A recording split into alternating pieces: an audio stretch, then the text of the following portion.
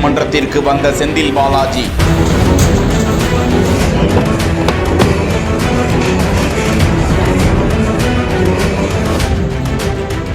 அவரை சுற்றி 20 காக்கி சட்டைகள், துப்பாக்கி ஏந்தியபடி பலத்த பாதுகாப்பு.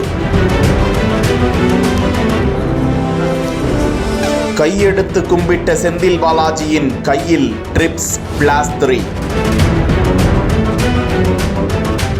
தன்னை விடுவிக்க கோரிய மனுவை 54வது முறையாக தள்ளி வைத்த நீதிபதி கூறிய முக்கிய வார்த்தை. முன்னாள் அமைச்சர் செந்தில் பாலாஜி மீது சென்னை முதன்மை அமர்வு நீதிமன்றத்தில் குற்றச்சாட்டு பதிவு செய்யப்பட்டது. இதற்காக அவர் நீதிமன்றத்தில் ஆஜர்படுத்தப்பட்டார். சட்டவிரோத பணப்பரிமாற்ற தடை சட்ட வழக்கில் இருந்து தன்னை விடுவிக்க கோரி முன்னாள் அமைச்சர் செந்தில் பாலாஜி தாக்கல் செய்த மனுவை சென்னை முதன்மை அமர்வு நீதிமன்றம் தள்ளுபடி செய்தது.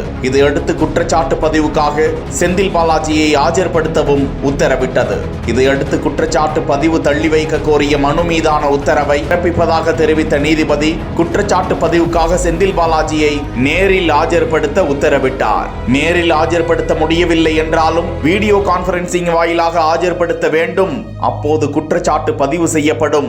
செந்தில் பாலாஜியின் உடல் நலம் குறித்த அறிக்கையை சிறை அதிகாரிகள் தாக்கல் செய்ய வேண்டும் என நீதிபதி கூறியிருந்த நிலையில் செந்தில் பாலாஜியின் நீதிமன்ற காவலை நீட்டித்தார். சாட்சிகள் விசாரணைக்காக வழக்கை ஆகஸ்ட் 16ஆம் தேதிக்கு தள்ளி வைத்த நீதிபதி அள்ளி அதுவரை செந்தில் பாலாஜியின் நீதிமன்ற காவலையும் நீட்டித்து உத்தரவிட்டார். இதன் மூலம் செந்தில் பாலாஜியின் நீதிமன்ற காவல் 54வது முறையாக நீட்டிக்கப்பட்டுள்ளது என்பது குறிப்பிடத்தக்கது. பலத்த போலீஸ் பாதுகாப்பில் செந்தில் பாலாஜியை உயர் நீதிமன்றத்திற்கு அழைத்து வந்த காட்சியை தான் பார்த்து கொண்டிருக்கிறோம்.